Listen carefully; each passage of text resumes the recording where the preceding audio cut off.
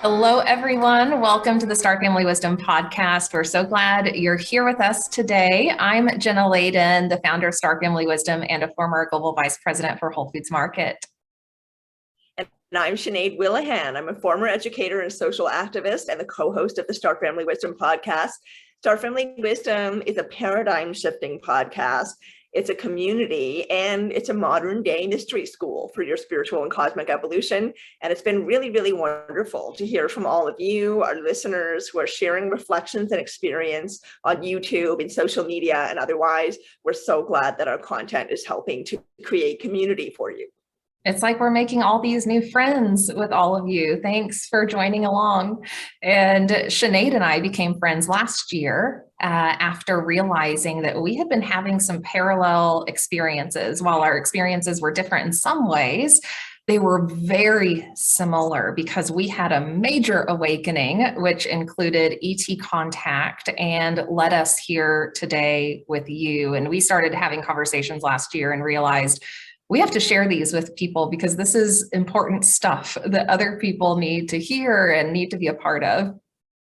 Agreed. That's why I'm here with you. We definitely feel like this is a pivotal time in human evolution and that we're not alone on this planet and that it's really time for everybody to know that. We see this as very helpful, important evolutionary information that we're sharing. So on this podcast, we share all kinds of conversations between ourselves, between us and guests that provide you with a huge amount of ideas, information, inspiration, and support on what we think is a pretty crazy experience just of being human, just trying to make it in the world, just trying to have a life and do this humaning thing is pretty hard. So we want to share with you all kinds of information that we think is going to be very helpful, like information about our ancient human story, our untold human origins, and our origins even from the stars, from the universe, from other galaxies, lost knowledge that we can obtain from out there, from the beings who are visiting us and helping us here on Earth. And of course, spiritual wisdom that empowers you to transform your life for the better. That's really what we're all about. Yeah, it's all about transformation and becoming better versions of ourselves and remembering wisdom and truth. And today we're doing a lot of that with a very special guest. Sinead said we are a modern day mystery school, but we have a high priestess with us today who runs the Seven Sisters Mystery School. And her name is Marguerite Rigoglioso, and she is a PhD and the founder of the Seven Sisters Mystery School. And she has done extensive research on virgin birth, divine conception, matriarchal cultures in our history, and has brought to light so much new information that has really been suppressed or left out or missed in the patriarchal version of our history that we have been told. And Marguerite teaches at various colleges and universities, University of California, California Institute of Integral Studies, Sonoma State University, and she writes articles and she lectures worldwide. She has courses and programs and gives personal guidance and personal support to those who are on this path of remembering and relearning. And she is such a representation of the divine feminine and the resurgence of the divine feminine, and is helping all of us understand what that means for ourselves and for our culture and how we can reestablish balance between the masculine and the feminine and go through a healing process that ultimately leads us to a better future. And so today's conversation does get a little, high level, a little out there in some ways. If you're new to these conversations, take it in,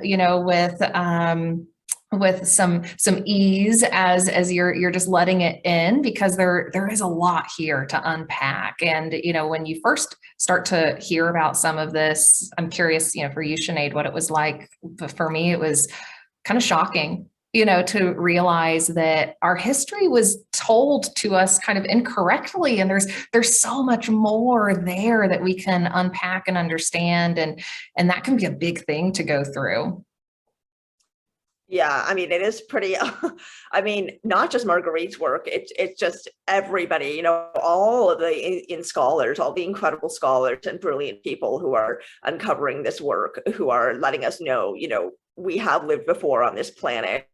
The flood was actually real. It's documented in worldwide global cultures, you know, indigenous cultures who were not in touch with each other and could not be in touch with each other at the times of the floods. But Marguerite really has a niche in all of that. She is talking specifically about the sacred feminine, specifically about the temple priestesses and the lineage of power that women contributed in a beneficial way to the development of humanity in ancient times, still to this day in certain cultures, but how a lot of it has been so suppressed. And a lot of the scholars who are uncovering our ancient human origins are male. Nothing against them whatsoever for that. It's just that there comes a, you know, there's a certain perspective that comes with being female that that is valuable, that is worthwhile and needs to be heard. And I really appreciate actually that Marguerite talks about how the understanding of the divine feminine is not the same thing as feminism, and that, you know, we all sort of subtly agree that feminism, while very valuable, while absolutely crucial in the development of our culture and society to the, you know, in this modern day, feminism is defined a certain way that doesn't necessarily involve a spiritual aspect or like a more holistic aspect. It's very political, it's very economic, it's very based in 3D models of family and so on. So feminism is progressive, but to a point, and we're talking about this on a bigger scale. We're talking about human evolution in general, and we're including men. You know, we don't want men to feel like they can't be part of this conversation, because they are. So I really love that she brought in the value that men also contribute as part of the divine feminine too. Yeah, we need men to be part of this conversation, right? Because that is how we heal the world. And you know, we talk about how this is about rebalancing between masculine and feminine and creating, like you said, Sinead, that holistic, healthy system.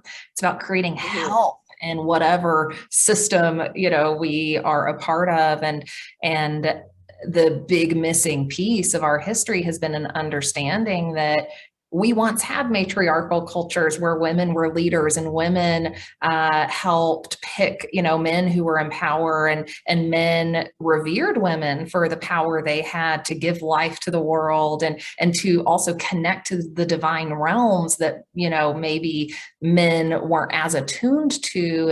And so there was once on our planet, apparently, this very different way of living. And we, you know, we don't get into the temple culture too much in this conversation, but in her work, you can learn a lot about that and about how there really was this vibrant culture of women being kind of at the center of civilization and being at the center of the spirituality of that civilization.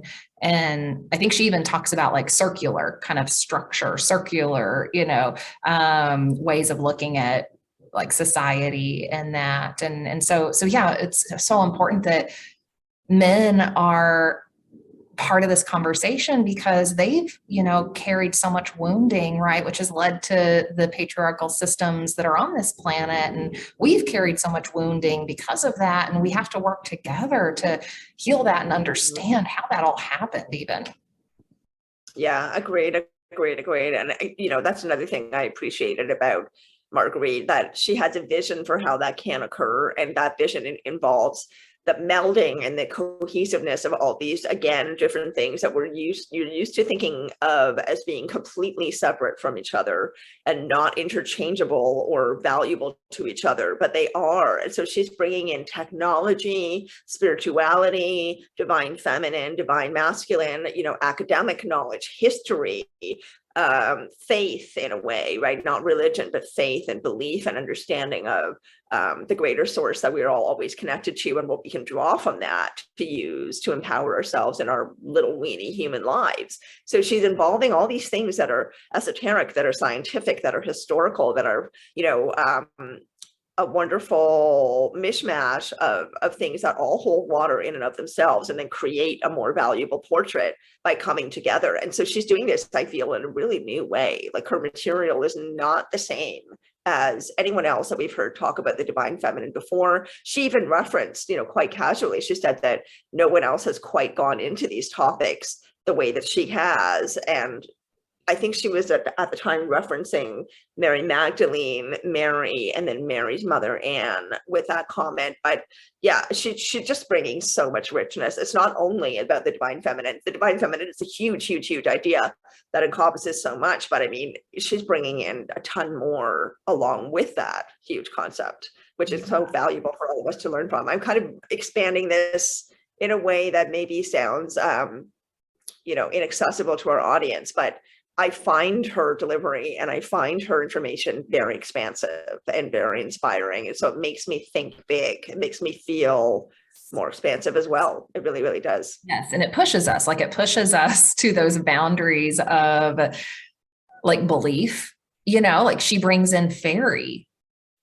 realm into her work, right? And the interdimensional nature of our reality, which we, are all about, but that pushes the boundaries, for a lot of people and in their spirituality. And I think that's really cool. She is on like this leading edge of her work. And like you said, it's so expansive, but it's also grounded in a lot of ways, I think, in how she lives her life and in who she is. And her work is so deep in terms of her research, her level of education, her level of study across cultures. She's highly academic in what she does. She's not only experiential, right? There's a lot of people who are just in the space of, going into meditation and accessing information and channeling. And you and I are, in a place where we don't want to rely solely on that. Like that doesn't feel right. We need the academic approach too. And she brings both because she has spent decades in ceremony and working through her own evolution to open her senses and awaken like her sight and her ability to connect with the other realms and receive information that validates her research. And that's a really cool combination that you just don't see a lot of out there. No, especially not in the usual 3D. I mean, you were talking earlier about how it blew your mind to have the typical historical narrative kind of thrown out the window once you started learning new things, right? And that's why I love learning in this particular field of the paranormal and the spiritual so much, because it does feel more holistic. People are, if we compare it to the leaders of knowledge or thought, such as, let's say, professors in the 3D, she has a PhD, but she's also bringing in all these other aspects like you're talking about, right? She's grounding herself in history, politics, world studies, all kinds of things that are very practical, very academic, very, you could even say normal, right? But with such a different lens. And she's also bringing in mythology, right? Which people don't count as actually being history, but mythology does bear history. Mythology does actually carry fact. It has become story after so many hundreds of years. So of course it's become eroded and changed, and songs have been added to tell the story or whatever it was. But it is, a lot of it is actually based in fact. So we know that Merlin was actually a person, and that, King Arthur's court really did exist, and Guinevere and Arthur were actual people. And so she's taking the historical fact, which is very little known, and the mythology, which is greatly known and played upon, bringing them both into the sphere of the divine feminine history and human origins. I mean, it's just something else. You can't not find information like this outside of the field that we're in. So once again, I just absolutely love doing this. It makes my day. I know. I in the interview talk about watching her video about fairies, and even at this point, right, like we are really far along in our journey in a lot of ways, right, in terms of us being open-minded and curious and not being shocked by a lot at this point. And even then, I'm still a little skeptical, right? Like I haven't connected with a fairy yet. I've talked to a tree, I've talked to ETs, but I haven't connected with a fairy. So I don't know if, they exist. And I do believe that there's obviously so much we can't see and experience because of our perception. But I start watching her video about fairies, and all of a sudden I start having like all these sensations and this sense of energy around me. And I'm like, oh my gosh, am I connecting with fairies? I'm like, is something happening I'm supposed to be learning more about fairies. I think I might be. I think maybe that's why we're doing this interview with Marguerite. Maybe I'm supposed to be diving into this more, so it's so funny how those connections open up. It really, and I love that. I love that we get to talk to other people who also experience that, right? That feeling of just being receptive to what's around us. Like Sarah Brosman Cosme said, there's information around us all the time. It's literally in the air around us, and we have to develop our sensitivities to be able to pull it in. So the fact that you will have that awareness, that we're able to clue into that as a result, right? When you had that experience watching that video with Marguerite, she uses that as part of her expertise, her field of teaching and learning and writing. And we get to have conversations with people who think like that and who walk through life like that. I just absolutely love it. And I love that Marguerite just speaks about it so matter-of-factly. It's not like, so in the mythology, she's saying, no, the Fae, Mary, Guinevere, Arthur, she's speaking she's speaking about them as if they were the same way that actual quote unquote historical figures get spoken about in usual 3D history. And she's not making any bones about it. She's just speaking plainly and straightforwardly about what she knows. And it really is so grounded. She's so articulate. She makes it land so well. I just really enjoyed this conversation a lot. I hope everyone else does too. Me too. Yeah. We get to see her kind of alter ego, sidekick, spirit come through at one point, which is super fun. She has the other side to her, which is like super fun that we got to see. And I love that she brought that today, or that they showed up. Me too. Did she give it a name? I can't remember if she gave it a name. I can't remember. We'll have to go back and rewatch that to catch the name. Like Angelina or something. Yeah, she was talking really so fast in her accent. It's hard to catch. We should probably give people an idea of what the heck we're talking about right now by going into that episode. Okay, well, everyone, you'll enjoy this episode. There's a lot in it, so definitely go dive into her work. Check out her YouTube channel as well to learn a little bit more about her and to let some of this sink in a bit more for you. And we just hope you really enjoy this conversation. Yes, we do. Like, subscribe. I said that 3 times. Wow, I'm very impressed. And go to the show notes and check out all the information there about Marguerite and look her up and learn more. We'll see you on the other side, everyone. Thanks so much for being with us. We'll see you on the other side. Okay, hello everyone. Welcome back to Star Family Wisdom. We have a wonderful, wonderful guest for you today. Her name is Marguerite Rigoglioso. It's very important to pronounce her last name properly. We have learned it often gets mispronounced. So Rigoglioso, she is an expert in the feminine, the divine feminine, Mary and many other temple priestesses, the temple goddesses, all kinds of lineages of wonderful, powerful females who we have not learned about. And so Marguerite is bringing that ancient wisdom into the present, really emphasizing the importance of it.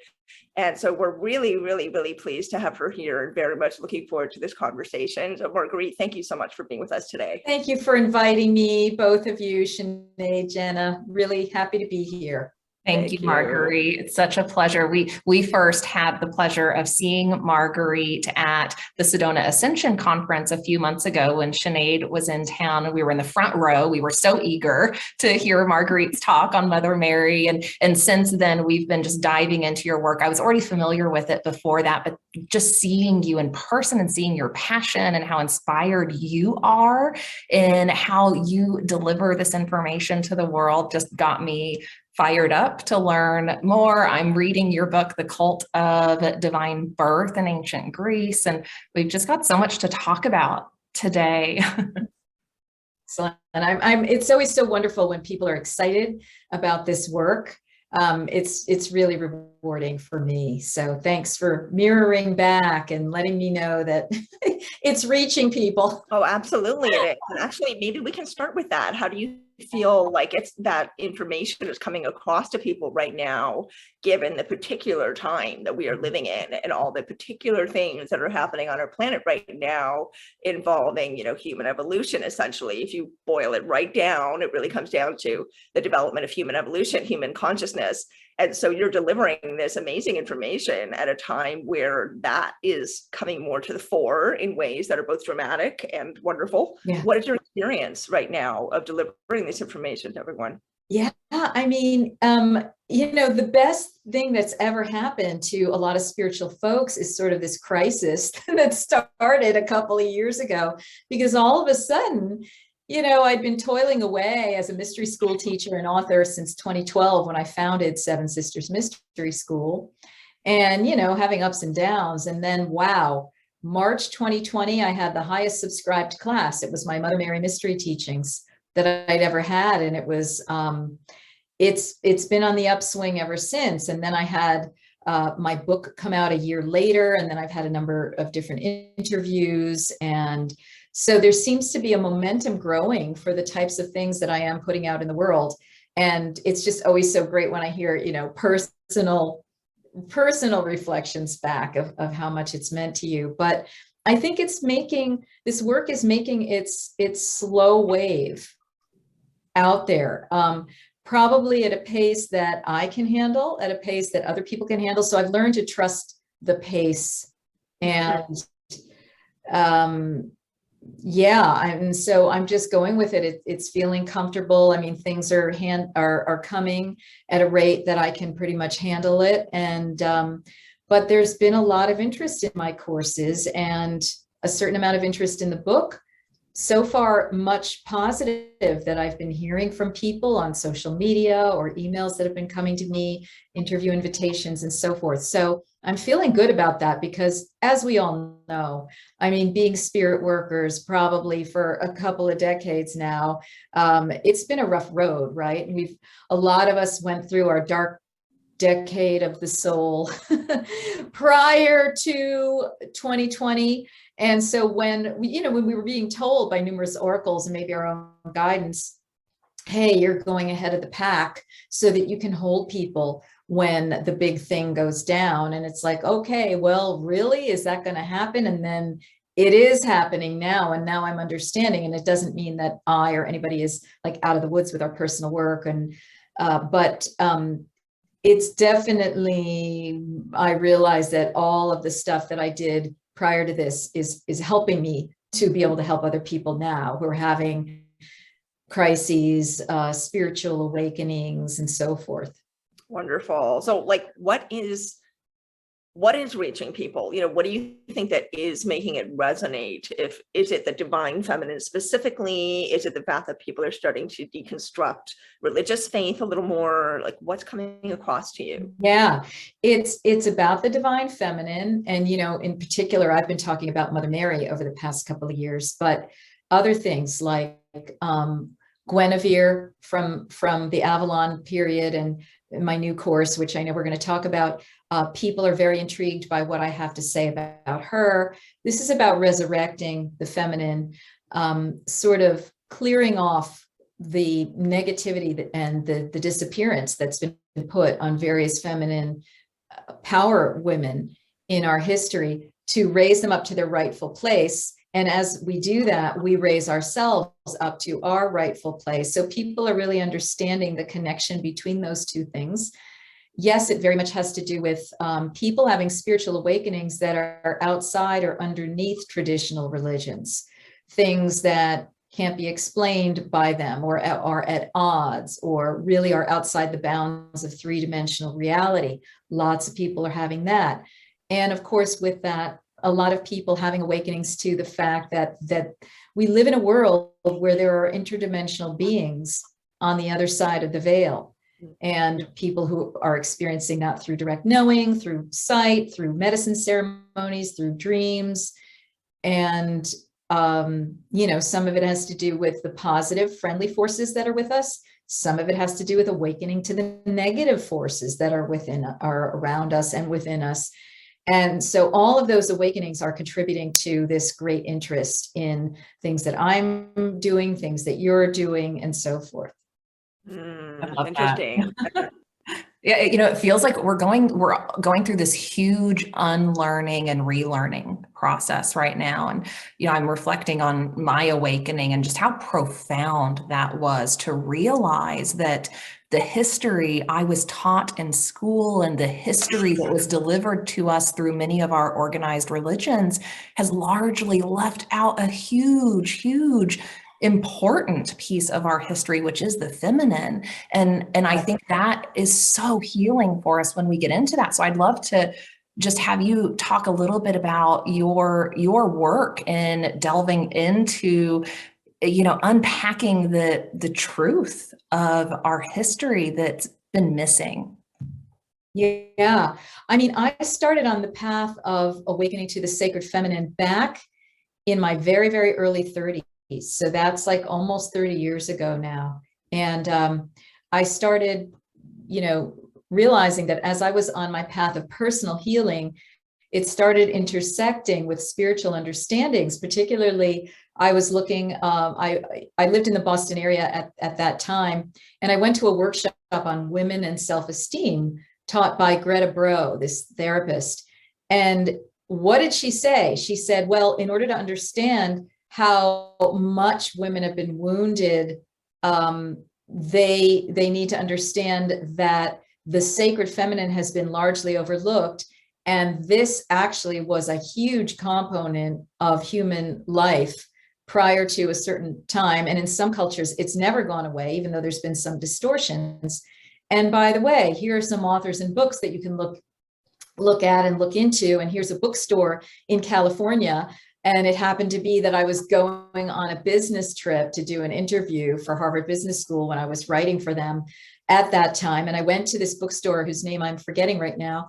And they had, Patrice Wynn used to run it. And they had all these books, and they plopped down these books by Maria Gimbutas, the archaeologist who showed that there was goddess veneration in old Europe. They plopped down the Encyclopedia of Women's Myths and Secrets by Barbara Walker. And I started filtering through, and I was like, whoa, like my reality turned suddenly right side up.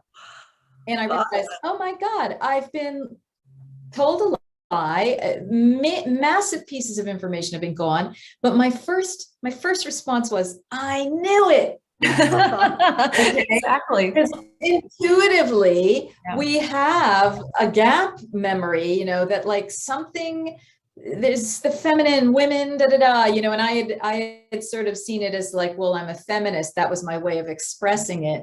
But it was really like, I'm a spiritual woman who's seeking balance of and redress for the sacred feminine. And here's my evidence. And then that just started me on my path as a learner. And then that led to my path as a teacher eventually. And, you're always learning. So it's not like you ever stop. But, I'm now moving into more of a different phase of my life. And I think that all of those decades of work that I've done are kind of accumulating now. And it's like, the sea under my feet that is rising. And I can tell it's beautiful how your work is culminating in this way. And you're such a leader, in this field now. And for the audience who doesn't know Marguerite's work, your work is so deep and so thorough.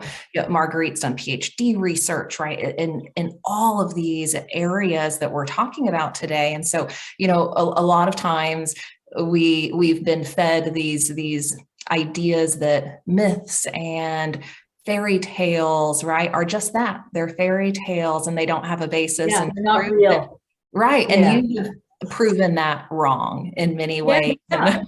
And I'd love for you to share for our audience how, for those who don't know, that in our ancient times, our cultures were matriarchal in so many ways. And that's so counter to what we're experiencing today in our current civilization.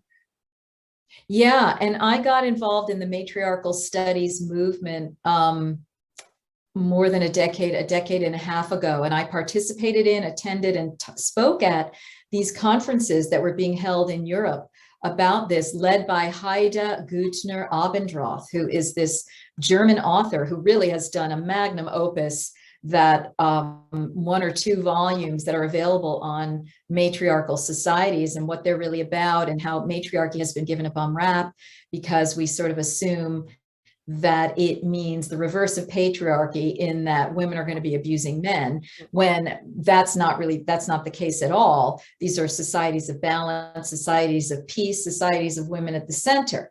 They're circular societies. They're longhouse societies where you have intergenerations living together. You don't have the nuclear family, and therefore you don't have the problems, the economic and social problems that nuclear families bring. Ideally, they are visiting marriages where the couple does not go off and live alone. The couple, the man will visit and have a love relationship with the woman, but then he goes back to his own mother's clan house, right? So it's a whole different thing. The fathers of the children are the woman's brothers or uncle, not the biological father. It's just a way more healthy kind of dynamic. And these cultures still exist in various pockets. Of course, everything's changing, but that provides a real revelation for people that it doesn't always, this is not the way it always has been. And there's another way that we can look into it for the future. And one of the key components of those societies is that there's a strong veneration of the sacred feminine, and there's a balance between male and female roles. There's always like a corrective and a check. So even if they're male priests or chiefs, guess who picks them? The grandmothers, you know what I mean? So it's a whole different weaving. And so it was really illuminating. And, you know, part of me wants to bring back that teaching again, perhaps through Seven Sisters Mystery School, just to give people that vision. Something I relate to that. Yeah, I love that too. I relate to that also. I mean, not in a personal way, but because I remember when I first started tuning into the power of women in more of a 3D kind of way. I was a public school teacher for a long time, and we were always finding ways to support initiatives in other countries that had to do with building schools or improving education. So we were learning at one point, there was something going on in Africa. There's always something going on in Africa, but there was something particularly dramatic going on that was affecting children in this one particular region. And we teachers were doing some research, and we were learning about the grassroots work that all the grandmothers were doing, the African grandmothers. And I was just blown away. I couldn't believe it. I was thinking, wow, like these women are unbelievably powerful. And then that led me to learn more about grandmothers in other cultures and how they are as models. So bringing it back to this archetype and reality of the wise woman. You referenced feminism a little while ago. Yeah. I wanted to ask you about that, because in my mind, as a woman who I've never really called myself a feminist, and it's not because I don't like feminism. I think feminism is absolutely crucial and important, but I think it's become something that I don't fully recognize anymore as being feminism. And so I prefer to say the divine feminine, which to me has a different context, a different feel, a different language, into with feminism, but different. So how do you see those two things? How do you see feminism, and how do you see the divine feminine? I think feminism was a necessary step where women had to kind of take on the more masculine mantle and attempt to become equals, or at least players in the patriarchal domain. And there was a lot of busting that those early pioneers needed to do politically, socially, culturally, academically, spiritually, religiously. So I really honor those foremothers for what they did. They suffered a lot. You know, I know some of them, it was not fun for them. And it may be that they didn't exactly have the model right, because they didn't have at their disposal understandings of matriarchy and circular cultures.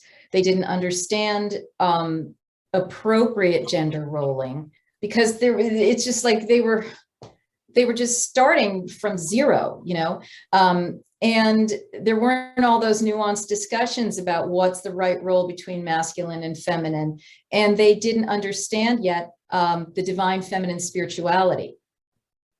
So, you know, women of the 60s and 70s on into the 80s were of a certain, and their idea was to wear the power suit, right? And to have equal pay. And then, you know, over time, we started realizing, holy crap, we don't want to be in the workplace full time with these men. First of all, it's toxic. Second of all, who's going to raise the children? You know, you want a wholesale change of culture. not just women taking on the patriarchal roles of men. So it's had to evolve over the years. When I stepped into the sacred feminine culture, that academic setting, those understandings, and when I started experiencing that myself, that changed everything for me. I kind of migrated out of political feminism into spiritual feminine understandings. And, that led to a personal softening for me and empowerment at a much deeper level, really finding my foundation through spirituality, connectivity with the interdimensional realms and so forth. So I can understand how women, at first it was irritating to me to hear that like the next generation was like, feminism is the F word. And I'm like, what are you talking about? You should be bowing at the knees of these women, who broke the road for you, just wow. But then I began to understand, as I began to migrate myself. So I I don't dishonor the women who were in that mode or still are in that mode, but I've kind of, moved into my own arena with it. And it's more of an integrated, I believe, arena. Agreed very much. I think, Jenna, you'd probably second that as well, because we don't talk about feminism, right? We talk about the divine feminine, and that has a particular, I just feel like it's a notch or two or more up from feminism, and that's the kind of conversation we like to have here, because we're addressing the reality, so-called, of what we're all living in together and all the shifts and changes that are happening within that. But we're also addressing this other layer of reality that as spiritual practitioners we know exists, and we sometimes get glimpses or experiences with that, and that is integrated with our reality, even though we're not walking around with the full awareness of that. And so to the divine feminine, using that expression, even that label or term, brings that, to me, higher feeling down. That's right. And what I've found is that even in the divine feminine circles that I've been in, there are levels of esoteric understanding. So that was another threshold that I went through, where the foremothers of the women's spirituality program don't always understand that there is a bona fide interdimensional realm. Like their feminine spiritual orientation is still a bit intellectual. It's not quite experiential. And when it's experiential, it's not quite esoteric, in that they're not having the lived experience of an initiation into the other world, where they know beyond the shadow of a doubt that this other realm exists, that these beings exist, that these goddesses exist, and and so forth. So I've been kind of working through the waters of that, because I sometimes have gotten flack from people in my own feminine spiritual community. And then even in the New Age community in California, I got flack, because as I go deeper and deeper, like my role seems to always be to be at the cutting edge of things that people can barely tolerate. Not that I'm at the farthest edge, because there are others beyond me, but the more I go into it, the more people will like throw up resistance. And then I realized, wow, I'm not at home in this group either, So I went through my whole California, Marin County, Bay Area phase. And then I was like, I got to get out of here, because I'm being limited by these people's views. And I just kind of need to physically move as I am spiritually moving. So for me, it's been like a constant traveling, a constant migration. I never know what's next and what I'm going to receive next that's going to blow the lid off of everyone. I mean, and this is not to be like egotistical or anything, but literally in medicine ceremony a number of years ago, I'm not remembering exactly when, but I was told, your work is 20 to 35 years ahead of the curve. And I was like, wow, and I was like, wow, yippee. But then the reality of that can be pretty hard at times, like, try finding partnership, in that kind of situation. You know what I'm saying? It's a little like, wow, okay, you gotta really call it in. And then like Matt Kahn, who's, one of these spiritual teachers said, he says, being being ahead of the game is overrated. Not that I would trade it for anything. It's my role. It's my agreement. It's my covenant and contract in this and probably all lifetimes. But you got to be courageous. You're a pioneer. You're out there. You got to have your psychic tools to deal with all of the stuff that's going to come toward you. And, in the end, what I'm luckily migrating into is that love is the greatest force and protector, and really, in a sense, the most radical thing of all. So you kind of come full circle to, the Catholicism of your backyard, but on a totally different rung of the spiral. So it's just so funny how these things go. It is. And that is like such the spiritual journey too, right? Like the hero's journey. Yeah. Like you're just being guided, and you're being brave, and you're taking the next step, and being willing to be on that leading edge. And that's not easy. That is challenging. We feel that, in some ways, and also deep gratitude for people like you who are out ahead, and leading the charge. And, I want to talk for a moment about some of that experiential component that does really help ground us in the reality of our reality, I guess, and the reality of, what you teach. But I also want to just pause and honor for a moment the divine masculine, because I think when we get into these conversations, it's really, easy for our masculine counterparts and brothers to maybe feel like they are being left out or being pushed aside. And when we talk about the divine feminine, at least for me, it feels like we are honoring and relearning about our power so we can create balance between the divine masculine and feminine. And so first, I would love to hear your take on that, because I know you have some offerings for men as well. And you do personal sessions to help people connect more deeply with that balanced sense of sacred spirituality within themselves. So maybe you can talk about that for just a moment. Yes, for sure. First of all, I just want to honor and acknowledge the intergenerational nature of what we're all about.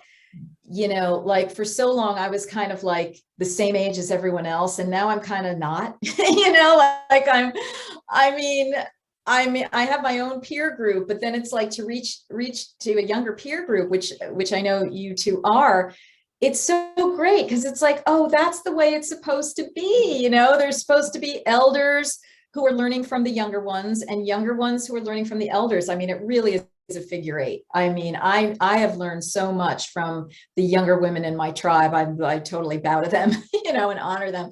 But just, this is really nice right now, this sort of mutual exchange that we're having.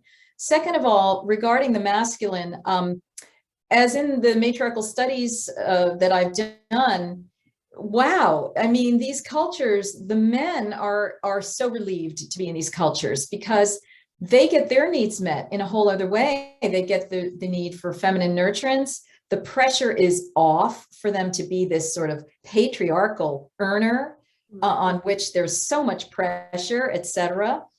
And they need the goddess, they need that feminine love, they need remothering, they need reloving and all that kind of thing. So the resurrection of the sacred masculine is happening along with the resurrection of the sacred feminine, the healthy masculine, the detoxed masculine, right? That's what's going on. And, back in my earlier days with this, I did have a lot of anger toward the masculine. But as I've gone deeper and deeper into the esoterics, I realized, no, what I have anger for are the interdimensional beings that have caused these problems. And that's where my whistleblowing is focusing right now. Like, hello, people, let's all get the veils off our third eye and be able to see and know what actually is going on behind the scenes, behind the veils, and who are these interdimensional interplanetary beings that are fomenting this and have been doing so for quite some time on the earth plane, sucking off of it. Okay. That's where my warrior cry is going out toward. And that relieves pressure from men also, because it's not about that men are the problem on the planet just because they're connected with patriarchy. Patriarchy was inserted to everyone. what we're calling patriarchy, which is an out of balance, toxic system that creates trauma and negativity, which these interdimensional beings feast on. That's their main goal. Okay. And all of this has been going on undercover. So many of the things that have been going on are part of it.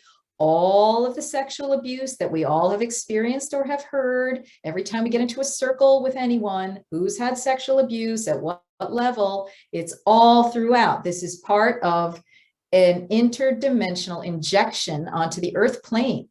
This is not the blame of our fathers. Okay. This is, they are as victimized as anyone else. So when we start understanding that the responsibility for this dysfunction does not lie with men. However, they definitely have been hoodwinked and hooked into getting privileged in this world so that they can perpetuate the problems and behaviors that these beings are injecting onto us. They need to awaken to that and come to terms with it so that they can release those patterns and habits and come into what's going to feel way better for them, you know, and way healthier for everyone. So it's a multi-pronged approach. That For those, sorry, Sinead. Yeah, for those who aren't familiar with what you're talking about, Marguerite, and who these interdimensional beings are, Sinead, I was reading your mind. Can you talk a little bit about how we do this a lot? We have telepathy between the two of us. Of course you do. Of course you do. You're fifth dimensional women. Yes. Can you talk? Yeah, it's fun to experience that when we are in these settings and we start to have this, you know, consciousness connection that occurs. It's really fun to experience how that happens.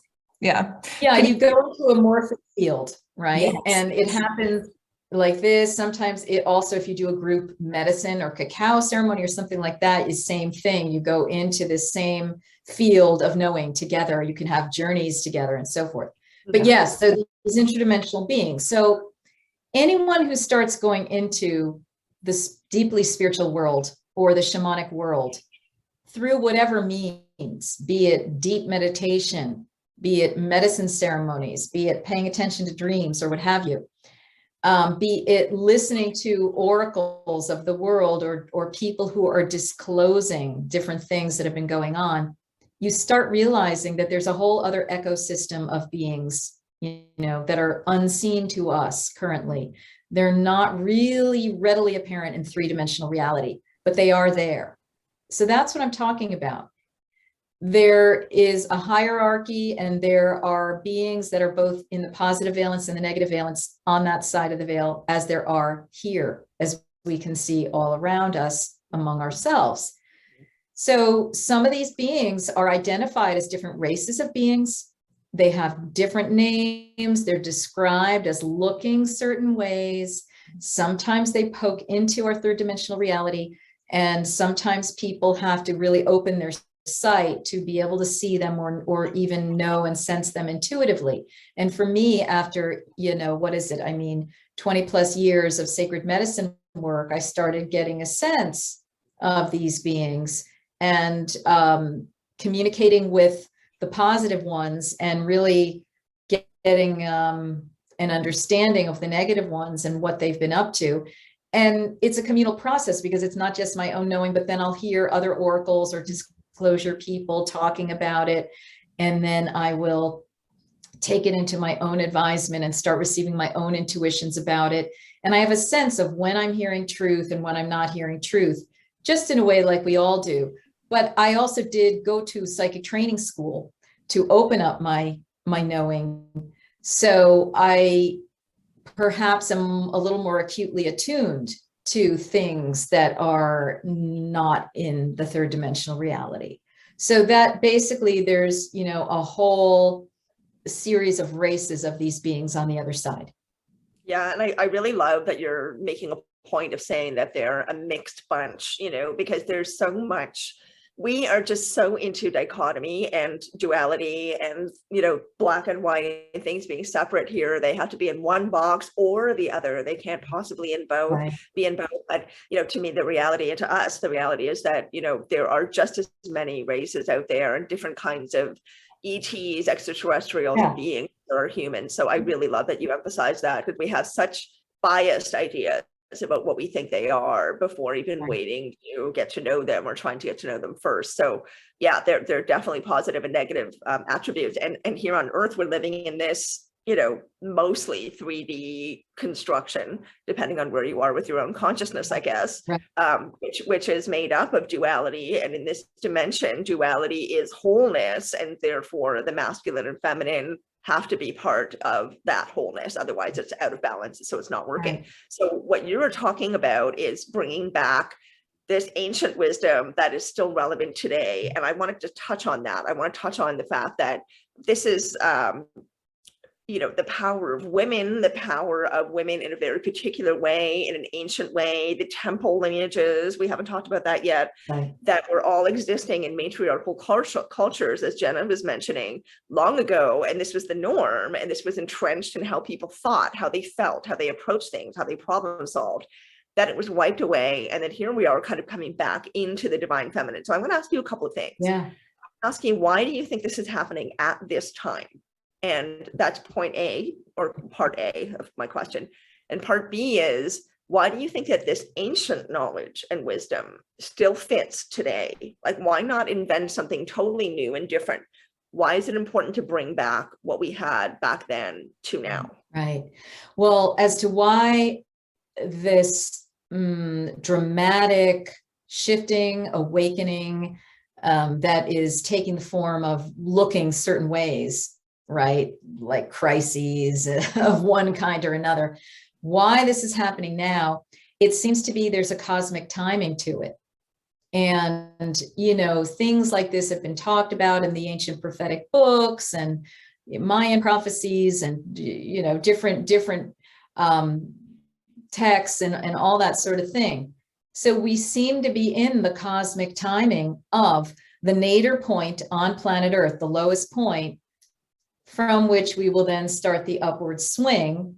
And there is a thought form that seems to strike me as truth, that we have the most people on the planet right now than ever, because we've all incarnated for this great circus show to see what was going to happen, participate, and see how we could grow our souls in this process. So it's like a big showtime right now that's going on. That's kind of my understanding of it in brief.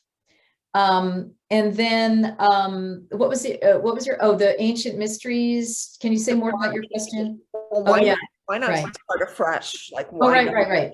Yeah. Well, you know, in many ways we are starting afresh, because I think that the temples were toppled in part because they were getting entrenched and they were getting too much goop from patriarchy and everything. And so, you know, the times of ancient Rome, ancient Greece, and who knows wherever else throughout the world, as the veils of patriarchy were getting thicker and thicker, those mystery traditions were getting more and more problematic and so forth. And the real information was going further and further underground.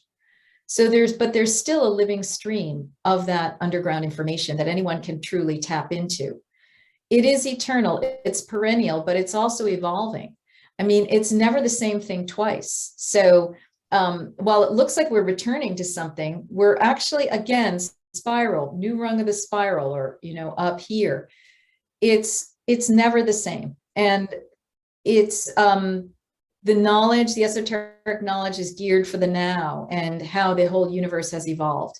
So, you know, you're never going back to the same point, really, but you can access that stream of knowledge and apply it to today. And I think that's what a lot of us are doing. And I think it's important to distinguish between ancient cultures that we read about and see remnants of, like Greece, Rome, and wherever there are temple cultures, and then the prior to that, which is the things that pretty much get erased from history, like Atlantis, like Lemuria, and many other times, civilizations, interdimensional locations like Shambhala, like Avalon, like the Olympian mountains, like, you know, all these types of things, Shangri-La.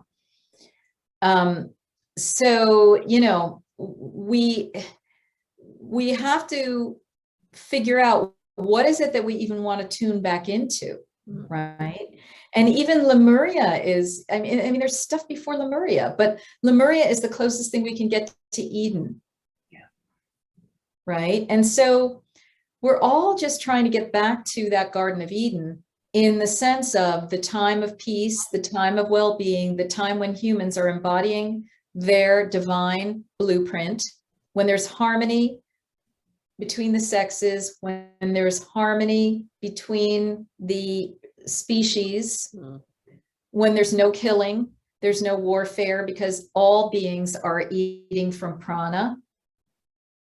So we're trying to access that living stream. And when our knowing was complete, we were accessing divine Sophia wisdom. And our growth was through joy rather than what we have right now, which is through struggle, negative learnings and so forth. Wow, what about a time when growth is through joy? Like, I don't have to go through a dark night of the soul to have my frickin' knowledge returned to me. Right. Maybe next lifetime. Yeah, well, it just feels like we're all working to build the edifice of that. So that when others and perhaps ourselves come back, it will be different. Yes. At Star Family Wisdom, you can discover the power of sacred geometry with our newest instructor, Nadi Hana. Nadi is an expert in sacred geometry and crop circle technology.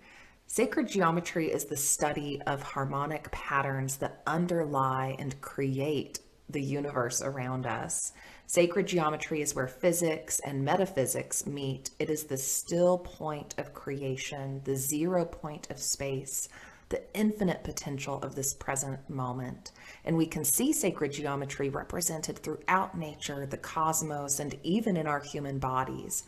It quite literally is the intelligent design of our universe. And by studying it, drawing it, or meditating with it, we can access an expanded state of consciousness and the higher intelligence that is available to us. Try it today with our new Sacred Geometry drawing courses and use the code geometry to get 25% off at checkout. Yes. And that's why your work is so important, Marguerite, because you're helping people through your courses and programs reconnect deeply within themselves to those ancient truths, their own eternal wisdom, that Sophia wisdom. And maybe this is a good time to switch gears and talk about your latest course, which is centered around Avalon and Guinevere and Arthur and that story, and how you're bringing new light to our understanding of that story. Yeah, absolutely. I've been talking so much and writing so much about the maligned feminine figures, even of Christianity. So 30 years ago, I was already teaching on the Magdalene, well before the Da Vinci Code came out and all these other things. I was working off the material of Margaret Starbird, the very first person to break the code on Mary Magdalene. And so I spent a number of years in, Magdalene territory, exonerating her and so forth, working with that energy. And then more recently, last few years, it's been returning to Mother Mary and clearing up her record and raising her back up to the high holy priestess that she was, is, and shall be, just as we all are, so that she can be that mentor, that reflector for us in our own spiritual growth path as women.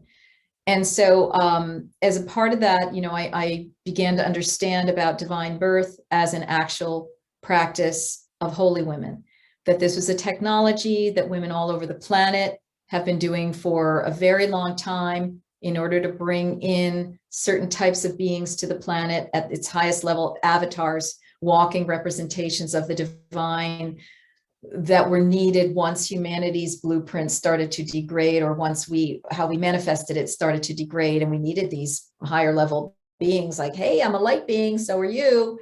Remember, take a look at, how it could be, Jesus and Mother Mary herself and so forth. So along with that, I came to understand that as I began to read the materials on ancient Avalon, in other words, King Arthur, Queen Guinevere, Merlin, and so forth, and the historical and legendary accounts, I was astounded to see that it was a whole program of divine birth that led to bringing in these beings. And that's what I'm talking about in the class, which, you know, you'll find out about, Jenna. And then, you know, so looking at these female figures, Guinevere, Arthur's mother, Igraine, Arthur's half-sister, Morgan Le Fay, you know, some of these other women, what were they all about? How have their stories been mistold? All right. Who were and are they really? What else do we need to brush off about them? And so that's a lot of what I'm doing in this class, basing it on my own intuitions, my own reception of information in medicine ceremonies, and then some of the other things I've been reading from some of the writers and world oracles who've been looking at this material in a new way. And, you know, what I'm coming to is this exploration of the true Guinevere, the true divine human Guinevere. What she was all about, why she and Arthur came to the planet when they did, at a time when the veils were really getting thick, what they attempted to do, how that was foiled, and how we need to participate in their awakening from stasis in order to get this ball rolling again into bringing back, because they were connected with the dragon lines, lineages literally, and the fairy or she lineages. So, you know, all that you'll hear in class 1. I really go into the details of that, and it ties together everything that I've been looking at. Sacred feminine goddesses, bringing them back to life. Divine birth is a real holy practice.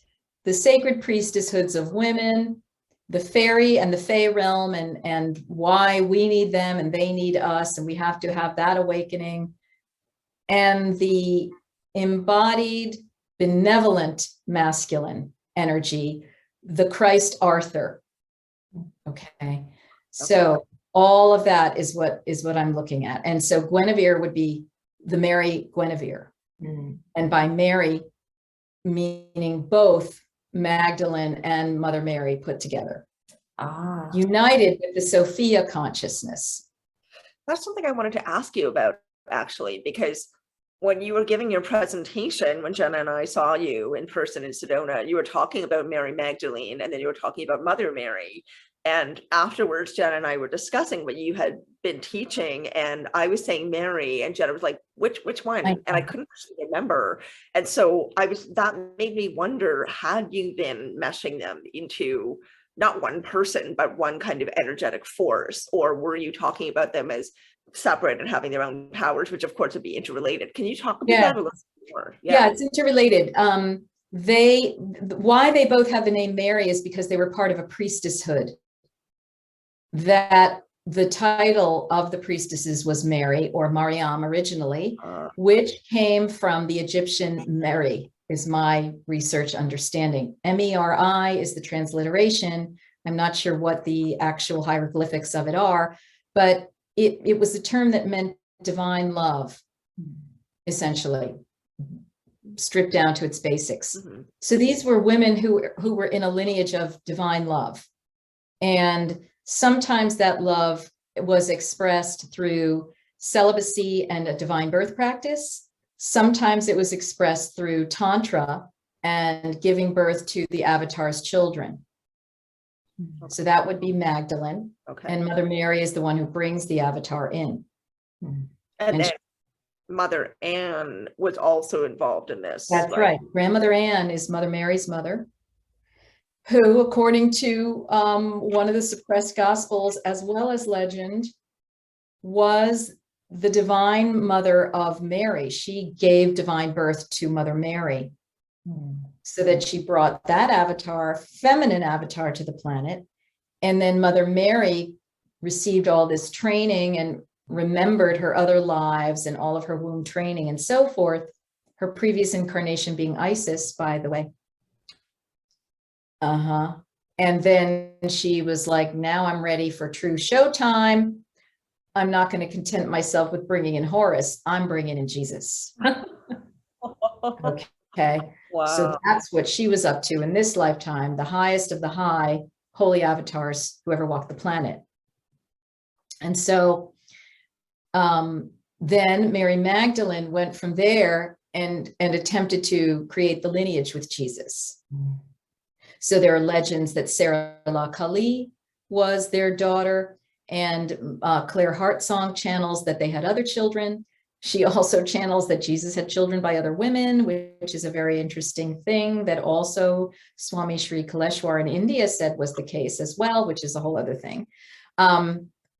So, you know, Marguerite, she'll just content herself with one sacred marriage, all right? She doesn't need to go into bigamy, polygamy, one at a time. All right, you can't even do it right with one person. How are you going to do it right with 3 or 4? That's what I think. Yeah, you know, like, come on, let's just settle down. Simple. Let's keep it everybody. simple. Keep it simple. Resurrect the sacred marriage template onto the planet, which is what we're doing in class 1, by the way, of the Guinevere course, because it's experiential as well as historical.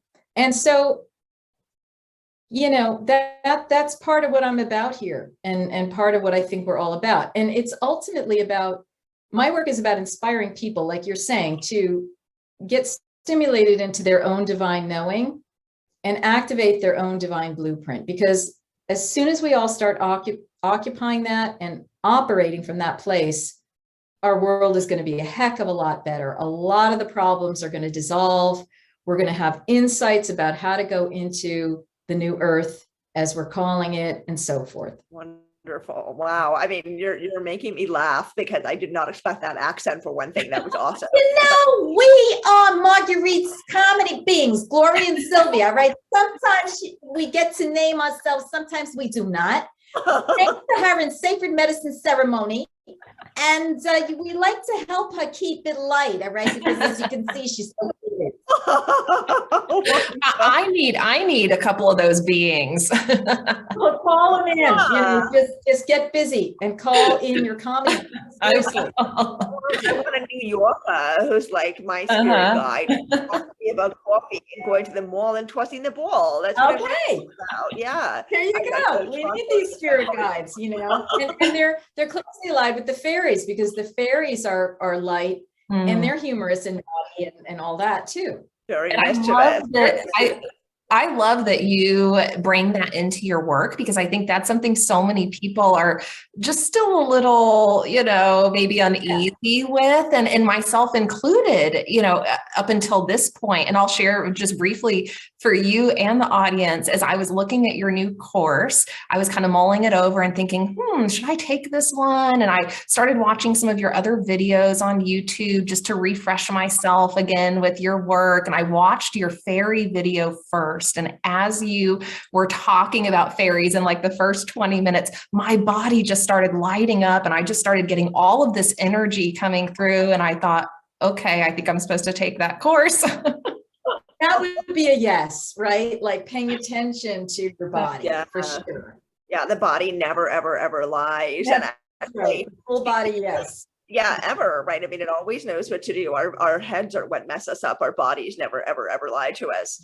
And I just want to touch, Marguerite, on the fact that you were talking earlier about being, because we swear sometimes on this podcast that you're a little bit of a shit disturber, and that you like to be a little bit of a shit disturber. You like to be on the edge. You like to make trouble. Like that's your role. And I just love that, because change cannot happen unless big upheaval happens. It just can't. It cannot occur. It's not the natural order of things, right? There have to be there with there have to be people there with the shovels and the pickaxes, ready to dig in and make a mess when no one else really wants to do that. And there's actually that expression we probably all know. You know, a difficult woman changes the world, or something like that. That's right. Famous. You got to be a little uppity. You got to have chutzpah. Yeah, you do. You got to have cojones. We got to use that's right. Or ovaries, as we call them. You got to have ovaries, girls. Okay. Yeah. The huevos. I love it. Huevos, huevos. Yeah, Yes. exactly. Let's call it by its right name. Huevos. The huevos, not rancheros, even though I No. love them.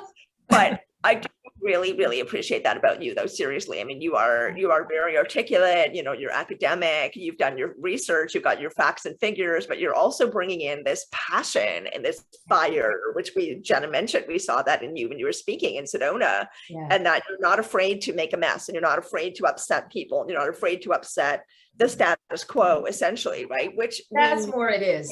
It's upsetting the status quo. If people get upset, oh, well, you know, just call on Mother Mary and Jesus to help you out and to integrate until you can, you know, and maybe it's not your medicine. That's fine too, right? Maybe it's not. Yeah, whatever floats your boat, floats your boat and helps you progress. Yes. But, you know, we're mentioning that we are living in a very challenging time. We're living in a time where, you know, there's a pandemic going on and people are having all kinds of reactions to that. And I really appreciate, I want to verbalize this again, that you're seeing it as an opportunity and a time for change and a time that maybe we should be uncomfortable in a helpful way, right? To help ourselves move a little further along. So maybe we can talk a little bit now about your latest book, your latest work, because I know you have some publishing coming out. We want to definitely share that with our audience so they can know more about where to find you and what you're about, what kind of, you know, amazing info you're putting out there. You have a YouTube video, you've got a website, you've got this course. What about that book? Yes. Okay. So what you're referring to is my third and most recent book as of this filming, which is called The Mystery Tradition of Miraculous Conception. And the subtitle is Mary and the Lineage of Virgin Births. So that's a consolidation of all of the research I've been doing on virgin birth in antiquity, in ancient Western world, particularly Greece, in my previous two books, one of which you mentioned, Jenna, The Cult of Divine Birth in Ancient Greece, and then the next one, Virgin Mother Goddesses of Antiquity. Those came out in 2009, 2010. The Mary book came out in 2021. And it summarizes and consolidates all the research I've done on divine birth in particularly Greece, but a little bit farther afield as well. And then I apply it to Mary and her suppressed gospel of her infancy and her upbringing in the temple to become a divine birth priestess. So if people want sort of the most readable of all my books, one that encapsulates everything, that's the one to start with. And then if you really want to dig into more of the references and the academics of it, go back to those previous books. But that's what I've been talking about mainly for the past year and a half, really, since it came out in April 2021. And so there are a lot of implications to that, to what is divine birth? How has it been used and misused? How is it related to regular sexuality? How is it related to Tantra? How is it related to alien abduction? You know, all of these kinds of things. And so at different times, I've touched upon those topics. So that's kind of the short story of what it is. And you can get it wherever books are sold. And of course, people can find out a lot about me by going to sevensistersmysteryschool.com. And the 7 is written out, S-E-V-E-N. Again, there are lots of free resources, videos, audios, articles. There is a listing of my on-demand courses. People can communicate with getting one-on-one sessions with me, my events like cacao ceremonies, my Mother Mary Love and Empowerment Circle. That's a monthly subscription. And yes, today we just did one, and the theme was healing the masculine wound, or our wounds with the masculine, by connecting with, you know, Yeshua, Christ and Master. And it was like this unbelievable journey that we had together where Jesus, we were calling on Jesus to help us heal our relations with our fathers, our lovers, our brothers, and our sons. Beautiful. Is that in person, by the way? Are you doing? Yes. Okay. That's in person, online. It's online, you know, everything's online right now. Okay. Every third Thursday of every month, the monthly Mother Mary Love and Empowerment Circle. So that's a nice companion piece to the Heal Yourself in Our World by Reclaiming Guinevere, Arthur, the Fae, and the Round Table course. Beautiful. Beautiful. We'll include a link to that in the show notes, and of course a link to your website and the course that we're talking about that I'm taking, and we'll share a little bit about that too when I'm done, so that the audience can hear about my experience with you. And that one is going on weekly for a number of weeks. So we'll follow up on that. And Marguerite, thank you so much for being here with us today and having this conversation and expanding the minds of our audience. I know we got into some pretty high level stuff, and I just encourage everyone to dive deeper, into Marguerite's work and her books, especially, where you can really just sink into this relearning of our history and ourselves. It's pretty fascinating stuff. And especially now, like, I really want to emphasize that, this is such a potent, energetic time to learn, to grow, to evolve. And Marguerite, you really are making such an incredible contribution to our collective evolution. Jen and I feel like your work is extremely important. So the divine feminine is such a potent energy right now, helping us move forward, right? Helping us reconnect with things we need to reconnect with. And you're really highlighting that so beautifully. So thank you. And everyone who's listening, thank you so much for being here with us. We always appreciate your company. And please, please, please like, subscribe, share with your friends, come back for more, and let us know what you thought of this conversation with Marguerite. If you'd like to see her again, what you'd like to hear more of. We always want to hear from you. We always want to hear your impressions and experiences. So please stay in touch, and we're going to continue to bring you fantastic content just like Marguerite's. Again, Marguerite, it really has been an honor having you. Thank you for being here. Hey, Jenna, thank you so both. much. Blessings on your work.